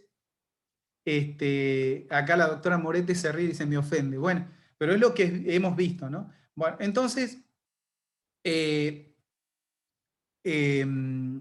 dice la jurisprudencia en el caso Naumann? Que la desviación de poder se demuestra con meros indicios, porque la exigencia de una prueba mayor sería la exigencia de la prueba diabólica. Entonces, si el mobbing o tortura psicológica es un fenómeno sigiloso, secreto, no hablado, lo que tenemos que hacer es construir un sistema de prueba que con meros indicios yo pueda demostrar esto que es sigiloso, secreto y no hablado. Porque si a mí me exigen una plena prueba, como dicen algunos, vas a tener que probar, en definitiva lo que están haciendo es potenciar los niveles de corrupción. Y esto en definitiva no es la victoria del derecho, sino la derrota del derecho. Porque el derecho debe dar respuestas adecuadas y brindar instrumentos idóneos para demostrar las múltiples avatares y vicisitudes de la vida de una persona. Si a mí me exigen una plena prueba, me están exigiendo la carga de la prueba diabólica, ¿sí? Entonces, con esto quiero concluir. Antiguamente yo decía, espero que los legisladores sancionen una ley y que esa ley sea guiada por la lógica jurídica. Hoy he reformulado ese concepto y creo que más que sancionar una ley, lo que debemos hacer es retornar a ciertos valores, porque la Argentina tiene un grave problema de desunión y de valores. Y esto en definitiva encubre la falta de ética y de valores, la falta de liderazgo, de gente que asume cargos para los que no están preparados. Y de ahí surgen muchos de los inconvenientes de la tortura psicológica. Entonces, hoy puede ser que se sancione una ley, pero más que una ley, debemos retornar a ciertos valores éticos que nos permitan ámbitos dignos y adecuados para miles de personas que hoy sufren, se enferman, se suicidan y mueren en ámbitos laborales perversos. Y eso creo que es tarea de todos ustedes que son juristas. Con esto concluyo y les agradezco la atención que me han brindado. Muchas gracias. Wow, doctor, ¿sabe qué? Si puede ver las caras de todos, se va a dar cuenta que la disertación tomó la finalidad de prestar una atención hacia lo que estaba diciendo, porque no solo nos quedamos todos, hemos perdido solo a 4, sino que además de eso dijo tantas verdades que todos coincidimos y que por ahí, por lo que usted mismo dice, tratamos de evitar decirlas, ¿no? Para tratar de no provocar en el otro algún mal mayor, vamos a decirlo así. Pero Claro. para los que me conocen y saben que vivo diciendo estas mismas cosas, creo que ya somos 2, doctor, y así que vamos a empezar a hacer un grupo Sí. de WhatsApp. Yo, le agradezco, doctora, sus palabras. Ahí yo les dejé mi correo electrónico para quienes ingresaron después. Sí. Y al mismo tiempo quiero agregar algo. La violencia laboral es del jefe, por supuesto, pero también los empleados tienen algo que potencian la violencia laboral, ¿sí? Porque cuando designan a una persona que viene acomodada o que es amigo, pariente o amante del funcionario de turno, uno podría hacer algo, pero ¿qué es lo que hace? Es ir y saludar a esa persona y felicitarla. Entonces no se quejen después cuando se designan esas personas, porque algunos me dicen también con cinismo, con cobardía, me dicen, lo cortés no quita lo valiente. ¿Cómo que no quita lo valiente? No le digas nada. Yo no te digo que formules una denuncia, pero tampoco vayas a felicitar a alguien que llega de manera irregular a un cargo. Entonces, después no te quejes cuando se nombra de manera irregular si vos mismo vas y lo felicitas. ¿Y saben para qué? Para ver cómo me acomodo después. ¿Sí? Entonces, no potencien eso. Yo no les pido ni siquiera que hagan una denuncia. Simplemente no lo feliciten. Y si alguno puede, díganle, mirá, yo no estoy de acuerdo con tu designación porque vos tenés que ingresar por concurso. No voy a formular una denuncia, pero está mal lo que estás haciendo. Con eso ya daríamos un primer paso. Pero ¿qué hacen muchos? Yo he visto a muchos obsecuentes y cobardes en la administración que viene el acomodado de turno y ay, te felicito, Panchita, ay, te felicito, vas a necesitar algo para tu gestión, entonces después no se quejen. Y eso sí lo podemos hacer, ¿sí? Entonces no me vengan después a decir, uy, el jefe viene de arriba, no, ustedes también pueden hacer algo, ¿sí? Y no les estoy diciendo acá que formulen una denuncia por los mecanismos formales, simplemente, ¿sí? Simplemente, con no decir nada, ya dimos un primer paso. Y si alguno quiere y se anima, decirle simplemente de manera privada, mira, yo no estoy de acuerdo con lo que vos decís, con que vos hayas accedido sin concurso de antecedente y oposición. Eso sí lo podemos hacer, pero tampoco lo queremos hacer, ¿sí? Entonces, tampoco se quejen, ¿eh? Porque yo he visto a muchos que me han dicho, che, lo cortés no quita lo valiente. ¿Cómo que no quita lo valiente? ¿Para qué lo hiciste? Para acomodarte, porque ¿para qué hiciste esto? ¿O para quedar bien? ¿Sí? Bueno, entonces también no potenciemos eso. La doctora Morete pregunta acerca de los fallos. Efectivamente, es para que les remita la totalidad de los fallos, ¿sí? Sí, ahí Así que volví bueno. a mandar el mail para que los que quieran escribirle por los fallos. Igualmente el doctor nos va a enviar a nosotros, así que si no pudieron copiarlo, los enviamos por mail a los que se inscribieron por mail, ¿no es cierto? Si no, pásennos un mail al mail del foro, así lo enviamos. Quedó medio trabalengua lo que dije, Bien. pero bueno, No, acá estamos. no, Quiero ¿Puedo, agradecerle. Sí. sí. perdón, antes de ir finalizando, si me permito, como siempre, aprovechar que está el doctor, desde ya, bueno, muchas felicitaciones y agradecimiento que está usted acá compartiendo un gran tema que, digamos, al momento de, más allá, que todos podemos ser o padecer algunas de estas cuestiones que usted está explicando, también muchos de los que están en la sala ejercen de manera independiente y a la hora que se sienta el cliente y les transmite al letrado o a la letrada la cuestión, se encuentran muchas veces con algo fundamental como es el tema de conceptualizar el problema que trae el cliente, de lo que está padeciendo, porque en el extremo ya estamos hablando cuando la persona le repercute en su estado de salud.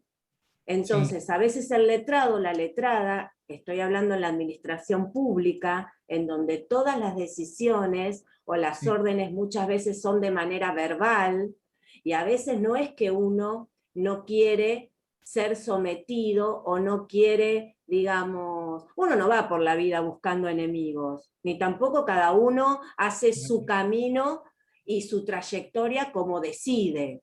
Acá lo que apuntamos es a veces al letrado o a la letrada que tiene un caso particular que entiende la problemática que el cliente le está planteando, pero muchas veces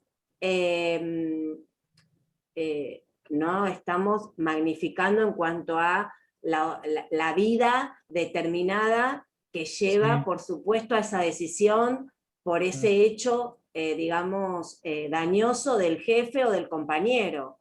Claro. Y a veces la intencionalidad de la probanza, la insuficiencia de la prueba, y en cuanto a la administración pública, los que quieren estar en el ambiente, es muy difícil un ambiente en cuanto se manejan otras cuestiones más allá de las del conocimiento científico. Entonces, uno también tiene que respetar estos digamos, movimientos del ambiente, porque ¿para qué me sirve exponerme a una situación si encima me va a jugar en contra?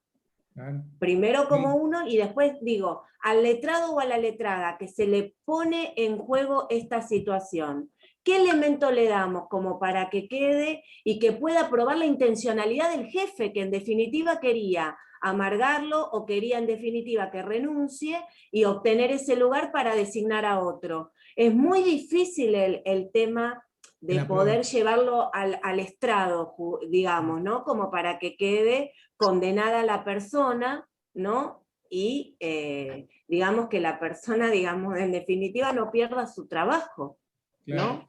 Bueno, yo, como le decía, doctora, es difícil, pero podríamos intentarlo con la desviación de poder, es decir, con meros indicios. Por ejemplo, yo trabajo en la administración pública y yo hace 5 años que no me tomo vacaciones en enero, cuando tradicionalmente enero es el mes en el que nos podemos ir con toda nuestra familia, porque si yo me voy en mayo, mis hijos están en el colegio. Entonces, esto es un dato indicativo de que yo he tenido un trato dispar. Simplemente una prueba sería libre ese oficio a la dirección de personal para que informe en qué periodo se tomó vacaciones el doctor Barraza y en qué periodo se tomaron vacaciones los letrados tal, que integran la Dirección General de Asuntos Jurídicos. ¿Sí? Para que informe cuántos informes debió presentar el doctor Barraza por su llegada tarde en el año y cuántos informes presentaron otros colegas en el año. Entonces ahí usted tiene un trato dispar que es indicativo de la violencia laboral. Es difícil, por supuesto, como dice la doctora Bevilacqua, porque bueno, la doctora está en el litigio continuo y es la realidad lo que plantea. pero yo pienso que esto puede ser un camino a seguir, ¿sí? Es tal como usted lo señala, y bueno, de hecho los números indican la baja probabilidad de probar esto. Los casos que se ha considerado que no prosperaban era por falta de prueba. Pero es tal como lo señala la doctora Bevilacqua.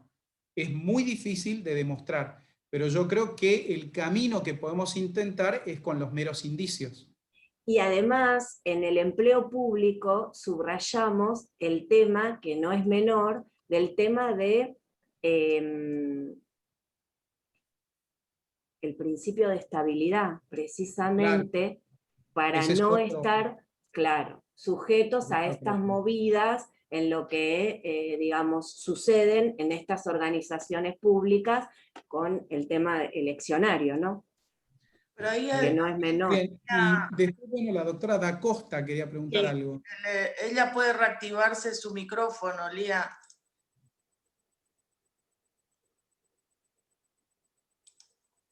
¿Te podés reactivar el micrófono, Lía? ¿Nos escuchás?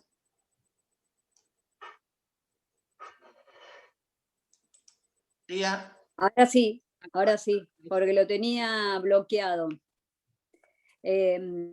Además, se quería acotar, además de todo lo que está diciendo el doctor, que es cierto, en materia de la administración pública o del empleo público en cualquiera de los tres estamentos, nacional, provincial o municipal, siempre la administración, en vez de estar, ¿sí?, cumpliendo con la normativa, siempre está al margen.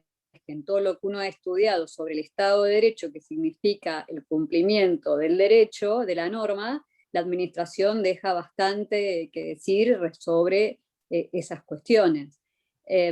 Sobre, por ejemplo, desde el empleo público hay más porcentaje del personal en planta, ¿sí?, transitoria o contratados que lo que es en planta permanente. Y respecto a cómo va la de la violencia, yo le quería comentar que, por ejemplo, de la ley de empleo municipal que se dictó la 14656 en empleo público en la provincia para los municipios de la provincia, a diferencia de las otras leyes de la nacional o provincial, establece la aplicación de los principios protectorios en materia de una relación de empleo público. Y también reconoce la licencia en violencia de género. Con respecto a la violencia laboral, si bien no son principios muy directos, pero uno podría aplicar la supremacía de la realidad y el principio a favor del trabajador, ¿sí?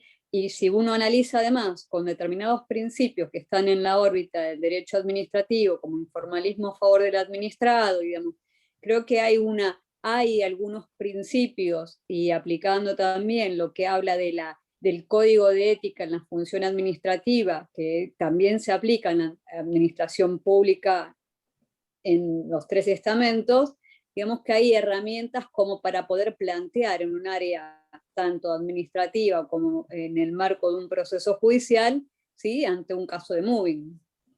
Claro. Sí. Hay muchos principios, pero yo me refería concretamente al tema de la prueba.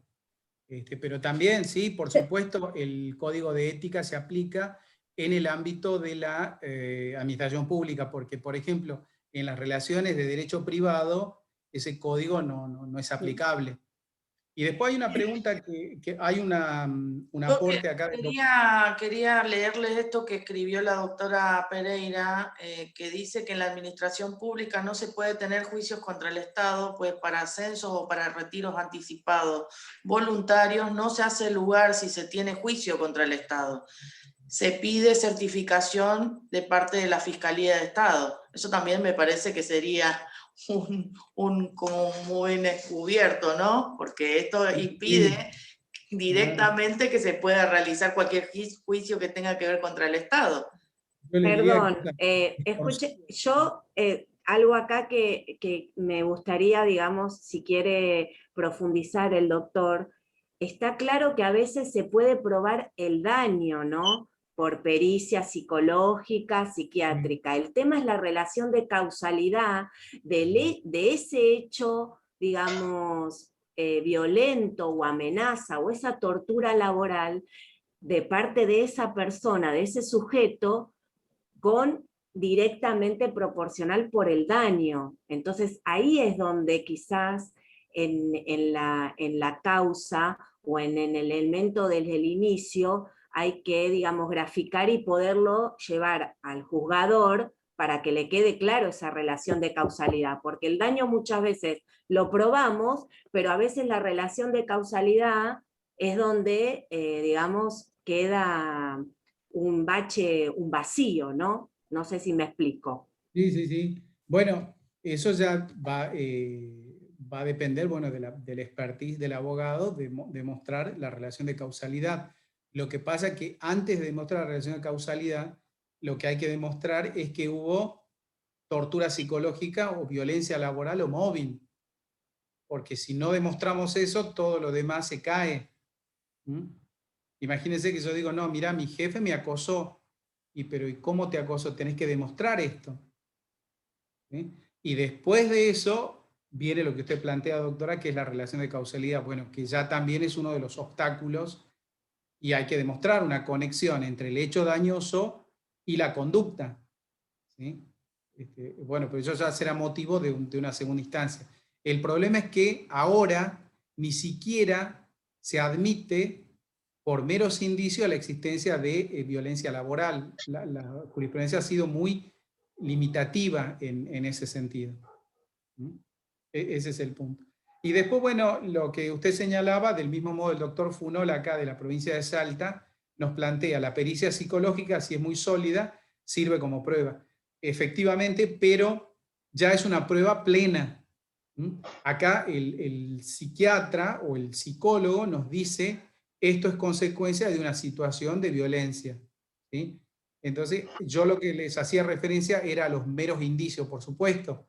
Una pericia psicológica es fundamental. Sin esa pericia psicológica no podemos avanzar, pero juntamente con la pericia tenemos que dar datos demostrativos de que he sido sometido a un trato sistemático y prolongado, un trato dispar, descalificatorio.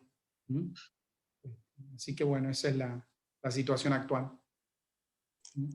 Bueno, Agradecemos no sé, hay más preguntas. A ver no si. tengo- Creo que no, Alejandra, ¿no? no tengo más preguntas porque la que decía del WhatsApp del doctor Balaste ya la contestó el doctor en parte de su disertación.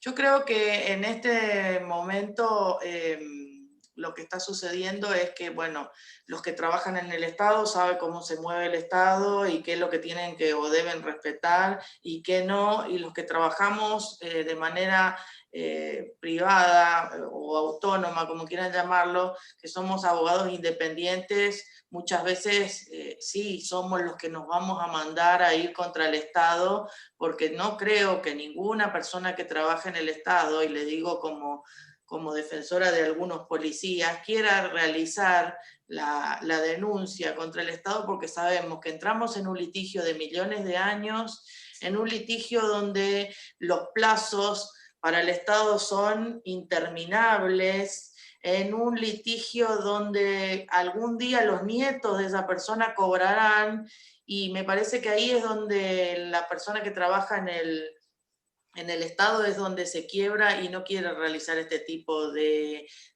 juicios. Pero lo que usted dijo, estoy totalmente de acuerdo, doctor, pienso totalmente igual que usted, y creo que la doctora Bevilacqua, que nos conocemos hace rato, lo sabe perfectamente bien porque hemos discutido sobre este tema. Así que no, yo no veo más preguntas, no sé, Jimé, vos si ves alguna, avísame, la leemos. No podemos activarle los micrófonos a todos por una cuestión de que esto si no se entiende. Si la quieren escribir, la doctora Bevilacqua, la doctora Da Costa Fontao y Jimena son disertantes también de este foro, por eso tienen los micrófonos activados, pero todos los demás democráticamente están silenciados. Así que si tienen que hacer una pregunta, me la hacen por el chat, la leemos.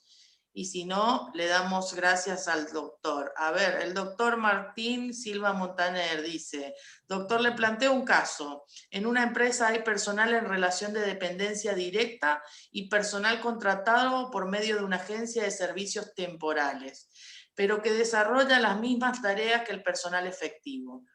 no invitar a los contratados por agencia a la fiesta de fin de año de la empresa lo consideraría violencia laboral, siendo que su relación de dependencia es con dicha agencia?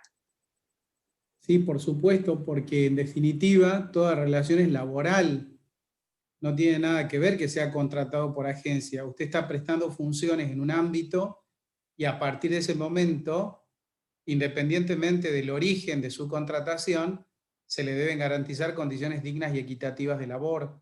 Por otra parte, el convenio OIT 190, que pronto va a entrar va a ser aplicable, lo que establece es un criterio protectorio aún en la búsqueda laboral.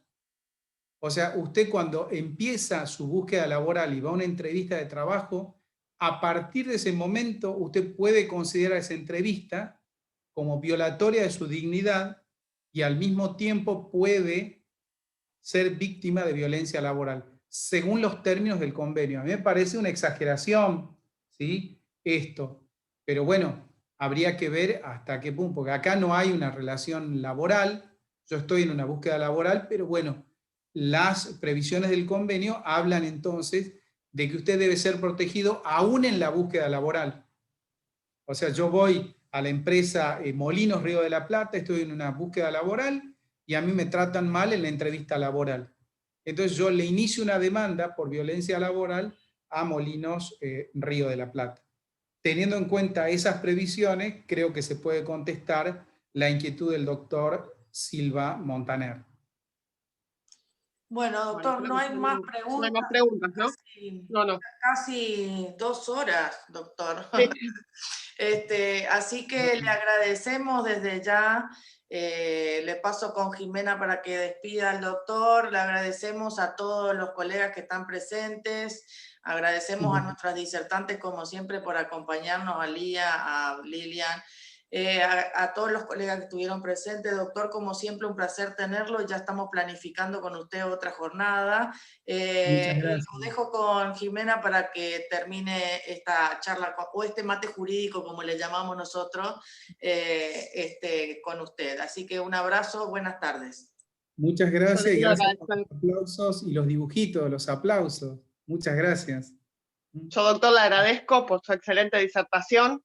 Me parece muy útil ver el derecho y esta ciencia social, en este caso tan interesante, desde datos de la ciencia. Nos serviría mucho analizar estos temas con datos concretos y estadísticos para tomar mejores decisiones, tanto en la legislación como en los fallos, del lado de la justicia. Y bueno, nosotros, desde el lado de la administración pública, teniendo también estos datos concretos, a veces en el caso de los concursos, sería muy útil que realmente en toda la administración pública, tanto nacional, provincial y municipal, realmente se lleguen a los ascensos a través de los concursos, ¿no? Que sería la manera ideal de llegar a los cargos para tener liderazgo de gente formada y bueno, para evitar estos inconvenientes que bueno, igualmente no se van a evitar, pero sería muy útil que se cambien esas cuestiones que nos va a llevar un tiempo, creo que nos va a llevar un largo tiempo, pero bueno, te quiero agradecer. Me parece muy útil ver el derecho desde el lado de la ciencia como una teoría científica, con datos, con estadísticas. Me parece que es muy enriquecedora esa perspectiva. Así que le agradezco a usted, a todos los colegas, a Lili, a Lía, a Alejandra, al foro, y seguramente vamos a coordinar alguna actividad próximamente. Así que agradecemos a todos los colegas por formarse, por seguir en las capacitaciones y por tratar de siempre acompañarnos en los temas que podemos llevar adelante. Así que muchas gracias y bueno, doctor, si quiere decir unas palabras y ya nos despedimos. Les agradezco, muy contento de estar con ustedes y bueno, quedo en contacto con ustedes. Si me hacen llegar un email, yo respondo a todas las inquietudes de ustedes y me gustaría seguir en contacto con todos los que estuvieron presentes. Muchas gracias. Doctora, le vamos a enviar todos los mails para que nos pase los fallos, ahí que están preguntando los colegas, que se queden tranquilos, que nosotros nos vamos a encargar, y también para los que se tuvieron que desconectar por problemas de internet, la charla queda grabada en el canal de YouTube del foro para que todos lo puedan ver las veces que necesiten y también puedan utilizar los excelentes consejos del doctor, que es mi ídolo a partir de este momento, doctor. Les mando un saludo a todos, buenas tardes y gracias por haber participado. Hasta la próxima. Muy amable. Gracias a ustedes.